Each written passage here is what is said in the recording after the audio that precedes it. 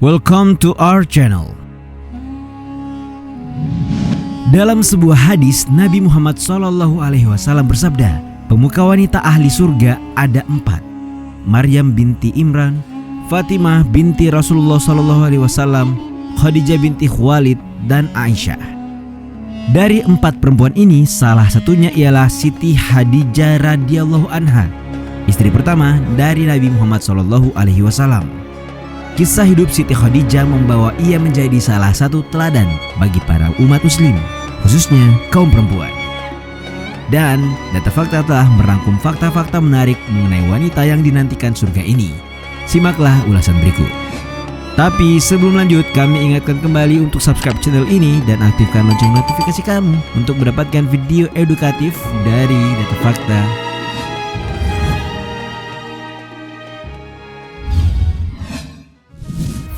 Lahir dari keluarga revolusioner, Siti Khadijah binti Khuwailid bin Asad bin Abdul Uzza bin Qusay bin Kilab al-Quraisyah al-Asadiyah lahir di Mekah pada tahun 68 sebelum Hijriah atau bertepatan dengan tahun 555 Masehi. Melansir Islam.co, lahirlah seorang perempuan cantik di tengah-tengah keluarga Khuwailid bin Asad. Bagi masyarakat suku Quraisy saat itu, memiliki anak perempuan merupakan sebuah aib.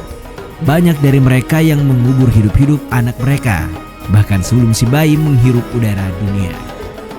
Sementara melansir laman detik.com, Khadijah lahir dari keluarga revolusioner yang sangat dihormati di kalangan Quraisy. Ayahnya, Khuwailid, memutuskan untuk tidak melakukan kebiasaan suku tersebut karena dinilai merugikan, seperti mengubur bayi perempuan hidup-hidup. Sebagai salah satu pemimpin suku, ayah Khadijah memilih membesarkan putrinya dan memberikan ia pendidikan yang layak. Ia pun tumbuh menjadi sosok perempuan yang pintar, beretika, dan memiliki keyakinan yang kuat. Tahun 585 Masehi, ia telah menjadi yatim piatu dan menerima harta warisan berlimpah. Kepergian kedua orang tuanya membentuk ia menjadi wanita mandiri. Siti Khadijah meneruskan tradisi keluarganya sebagai pedagang. Melalui tangan dinginnya, bisnis keluarganya berkembang amat pesat.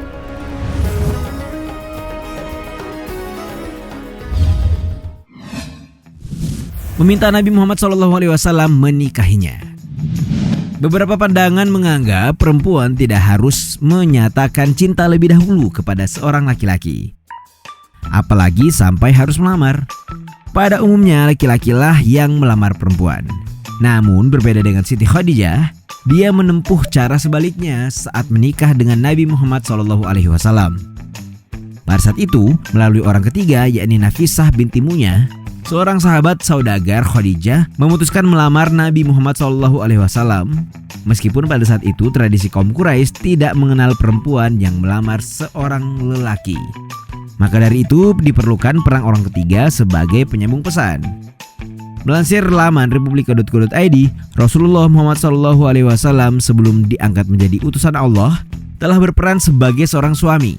Ia pada saat itu berusia 25 tahun dan menikah dengan Siti Khadijah yang saat itu berusia 40 tahun. Namun beberapa sumber menyatakan bahwa Khadijah saat itu masih berusia 28 tahun.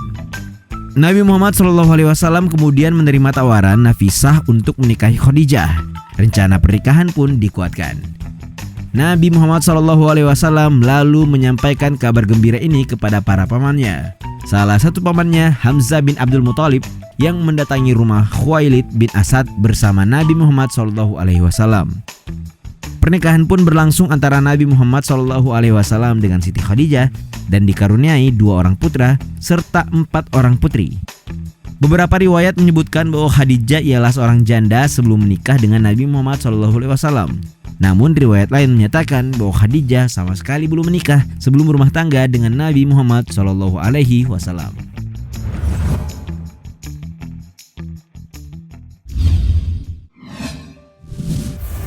Cinta sejati Nabi. Nabi Muhammad SAW dikenal memiliki beberapa orang istri. Namun disebutkan bahwa Siti Khadijah lah yang merupakan cinta sejatinya. Muhammad Al-Ghazali dalam sejarah perjalanan hidup Muhammad pada tahun 2003 yang dilansir dari tirto.id menyatakan bahwa Nabi Muhammad SAW memuliakan istri pertamanya itu jauh di atas istri-istri setelahnya. Nabi menyatakan bahwa dirinya tidak akan pernah menemukan cinta yang seperti Khadijah lagi.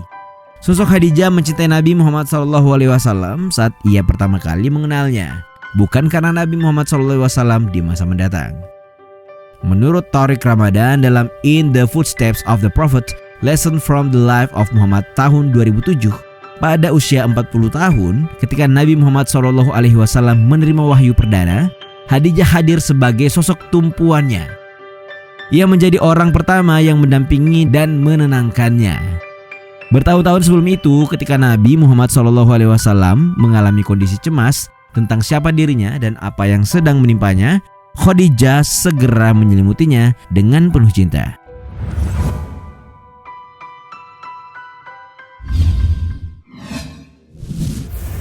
Muslim pertama dalam sejarah. Khadijah benar-benar menembus batas. Bahkan perempuan-perempuan modern saat ini pun ingin mencapai apa yang telah ia capai 1400 tahun yang lalu. Hal ini dikatakan oleh Asad Zaman, seorang imam dari kota Manchester, Inggris dalam BBC.com. Ia merupakan sosok yang dihormati, kaya dan berkuasa yang telah menolak banyak lamaran pernikahan dari bangsawan terpandang. Bersama dengan Nabi Muhammad SAW, ia disebut-sebut sebagai orang yang pertama yang menerima Islam dari Rasulullah. Banyak ulama yang sepakat sebab Khadijah ialah orang pertama yang mendengar wahyu yang diterima Nabi Muhammad SAW. Sehingga ia diakui sebagai muslim pertama dalam sejarah.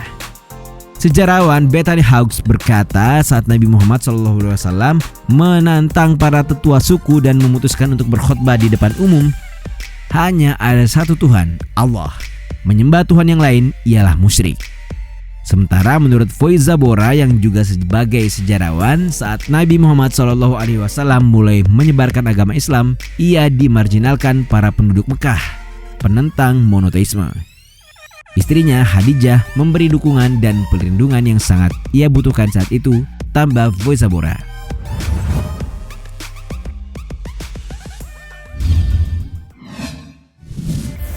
Pengusaha yang sukses. Seperti yang telah diulas sebelumnya, Khadijah terlahir dari seorang ayah yang berstatus sebagai saudagar yang sukses suku Quraisy di Mekah. Ia mewarisi keahlian perniagaan ayahnya yang pada saat itu tentunya didominasi dari kalangan laki-laki.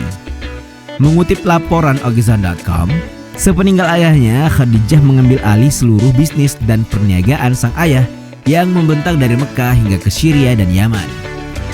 Ia pun merekrut orang-orang yang terpercaya yang memiliki keberanian untuk menghadapi perjalanan yang berbahaya. Bahkan bisnis yang dikelolanya merupakan yang tersukses dari seluruh kaum Quraisy, sehingga ia memiliki status dan reputasi sosial yang tinggi. Sebagai seorang perempuan yang hidup pada masa itu, ia memiliki pandangan dan intuisi yang tajam. Hal inilah yang membuat Khadijah mendapatkan julukan sebagai Emirat Quraisy, yang berarti pimpinan Quraisy, dan sebagai Al-Tahira atau sosok yang suci. Ia sangat paham dengan apa yang ditekuninya. Ia juga tidak pernah mempermasalahkan integritas yang tinggi dengan kepribadiannya. Bahkan ia hanya merekrut anggota yang dapat memenuhi standarisasinya saja.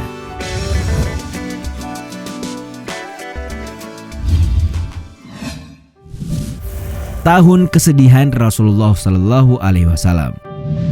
Khadijah mendedikasikan segala daya dan upayanya untuk suaminya Nabi Muhammad SAW dan Islam. Namun pada tahun 619 Masehi, Khadijah jatuh sakit dan ia wafat. Disinilah Nabi Muhammad SAW merasakan kesedihan yang luar biasa. Kembali melansir laman BBC.com, sejarawan Bethany Hawkes menunjukkan bahwa umat Islam masih mengingat tahun kepergian Khadijah sebagai tahun kesedihan. Prof. Hyland mengemukakan bahwa dari beberapa sumber yang ada, mereka menyebut Khadijah sebagai sahabat terbaik Nabi Muhammad SAW, bahkan lebih dari para sahabat terdekatnya, seperti Abu Bakar ataupun Umar. Meskipun setelahnya Nabi Muhammad SAW menikah lagi, Siti Khadijah tetaplah menjadi istri yang cintanya tidak dapat Muhammad SAW temukan lagi. Itulah tadi sejumlah fakta dari Khadijah binti Khuwailid yang telah menunjukkan Islam memberi banyak manfaat dan hak keunggulan bagi kaum perempuan. Bagaimana menurut kalian?